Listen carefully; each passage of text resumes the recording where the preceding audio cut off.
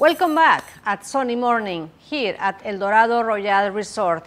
Elliot, I know you have something else to talk to us about. Well, I don't think you could have escaped this weekend's press, and it's not just, it's been going on for months and months with Brexit, and finally, Great Britain and the European Union have shaken hands on, well, a slow but not so painful exit. We've got 21 months now, it seems, to complete what they call the transition period. So by that, it means that the UK and Europe have now got to settle all of the outstanding issues regarding trade, regarding movement of people, and the reason they've basically given assurance is to try to create business confidence, because while you're in this hiatus, it's the same as like in NAFTA, right?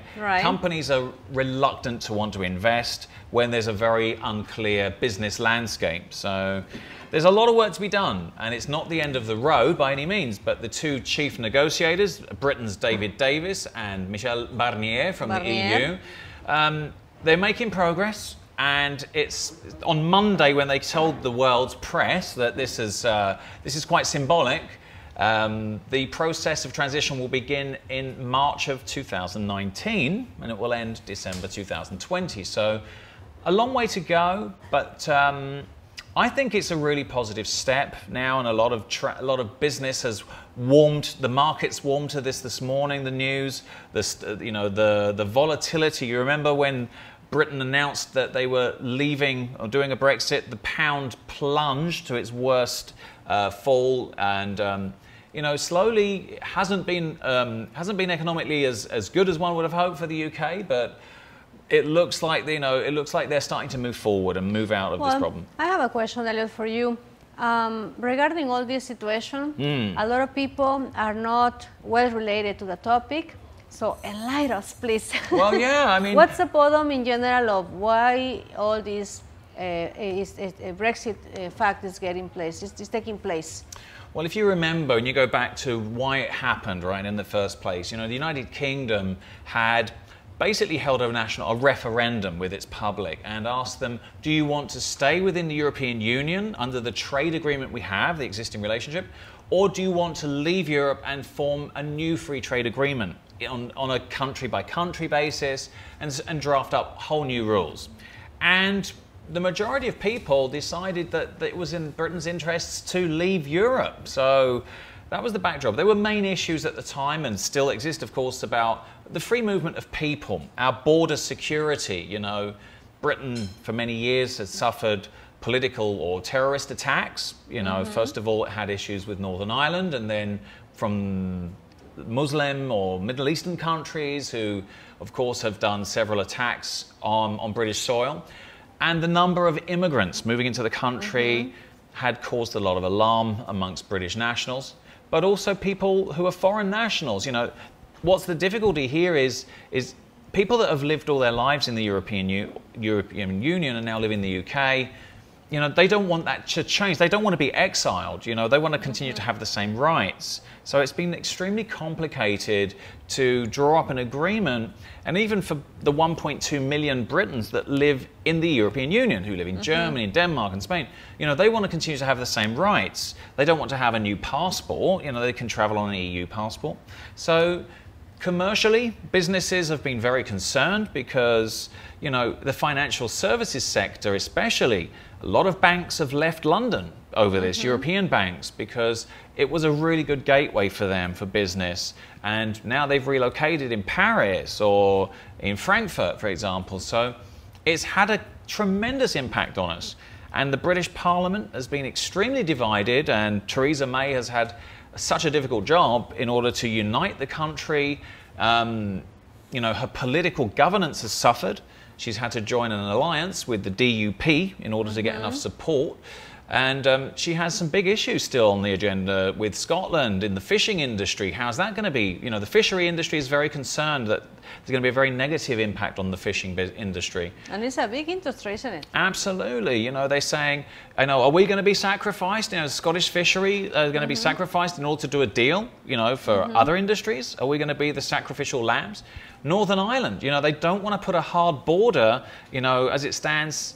Theresa May is having to do a deal now where Ireland is recognised as part of Great Britain, and, you know, they don't want to have this hard border where Ireland still has to have certain terms under the existing agreement.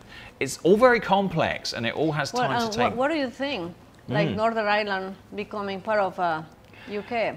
Well, you know, they are still obviously and considered Great Britain, and you know they've had obviously over the time a relationship with the European Union on their own terms.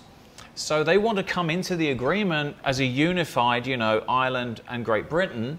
So they don't want to be left out in the cold either.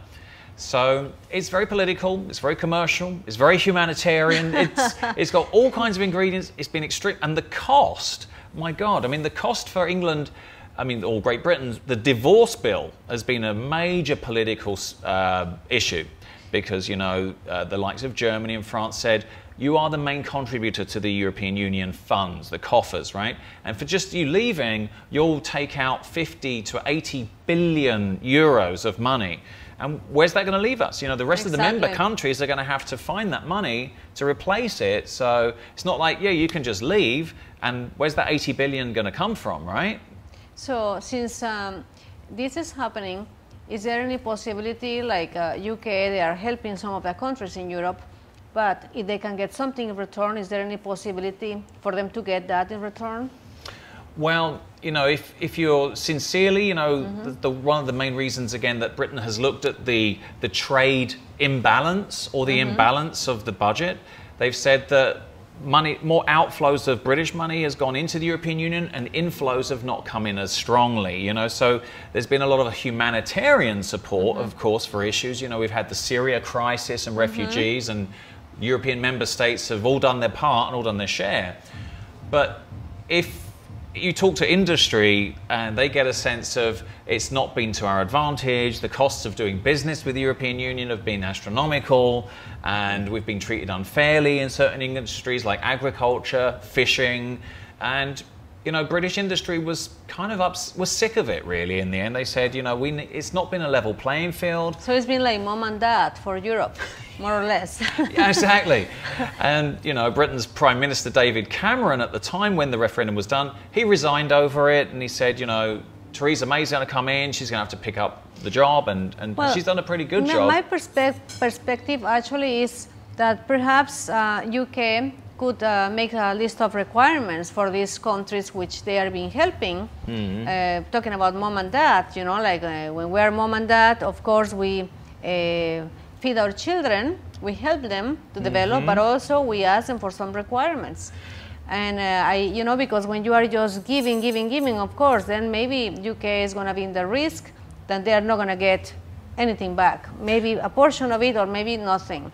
Well, that's right. And so perhaps just if they set some rules and regulations for those countries that are being held by them, then they will, of course, eventually will come back, and you know, probably to be able to help them too with for these countries to get to know some different ways of how to get more productive, because it's any country in the world when it's undeveloped or in the way to be developed, then of course they need a lot of education, they need resources, but also they need to get creative, right? And just to start moving on their own. And this is why Great Britain is so anxious to continue dialogue with the European Union. They want to have a new set of trade agreements. You know, it's just like NAFTA is being rewritten since 1994. You know, when Britain went into the common market, well, this was done in 1962 originally, you know, so what's happened, it's become stagnated, you know, as far as United Kingdom outgrew it and outgrew its role in terms of what it had originally set out to do. So, you know, Britain feels it still has a really strong international commercial relationship with all those countries. It has people living in those countries. It has other European members in the United Kingdom, over 4.5 million people.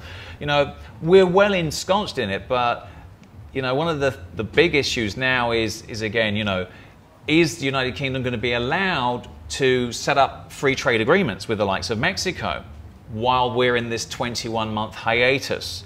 Because European Union, you know, certain members of that committee are saying, hey, hey, hey, you can't go talking to, you know, other partners. You're still with us. You still want to do business with us.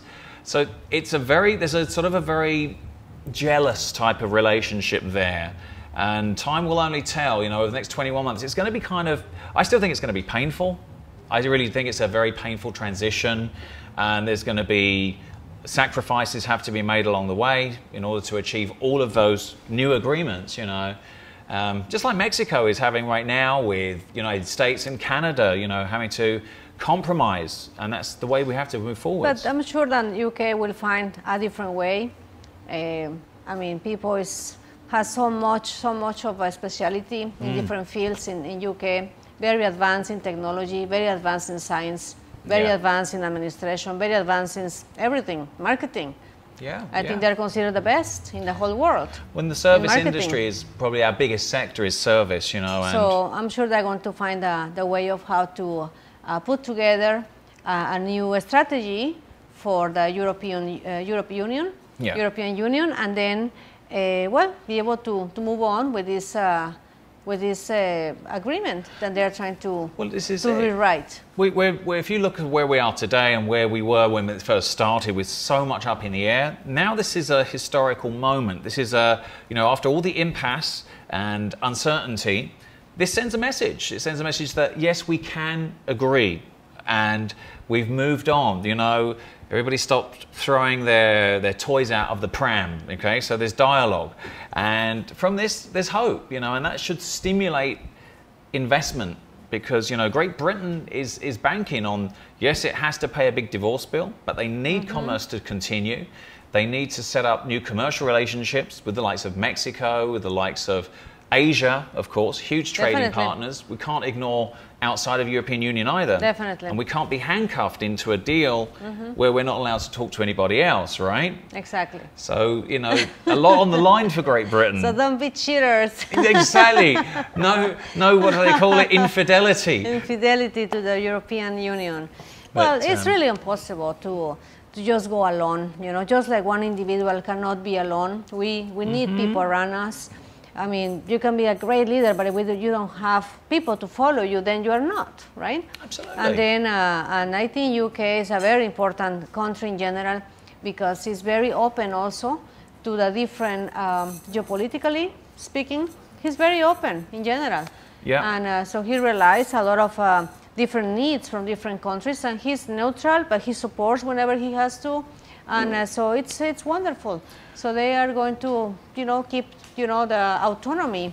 Yeah. I mean, because at the end of the day, a person or a country or a family must decide what to do, when to do it, why to do it, and what for to do it.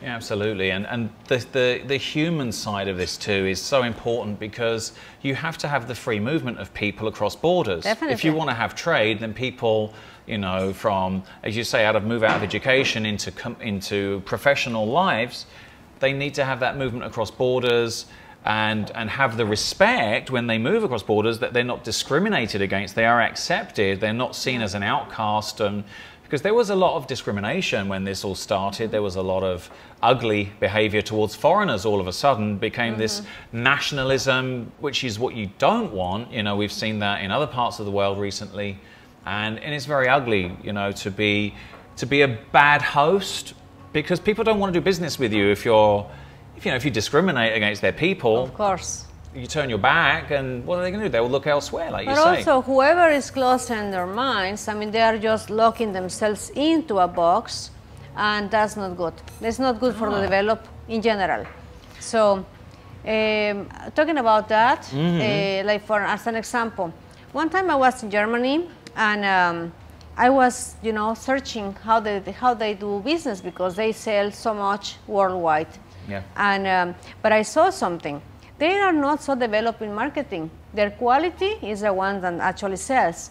But if they actually, and they're so close-minded about getting some ideas from UK, from US, because they're against the ideology from US or UK sometimes.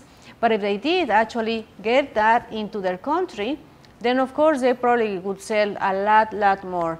And this is what happens when we close our mind in general.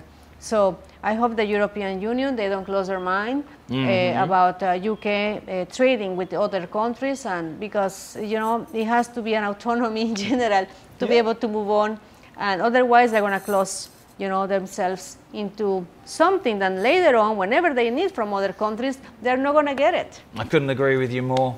So yeah, we'll continue developing on that, because that story is going to go on this week. Later this week, there is a closure on that agreement at the EU summit meeting. Theresa May hopes that it's going to be put in writing, and we'll report back on that a little bit later on in the week. So we'll go to a commercial break, and shortly after that, I know you've got an incredibly exciting topic for us today. Codependency. Ooh. Dependency. We're dependent on you staying with us. We'll be back after these messages.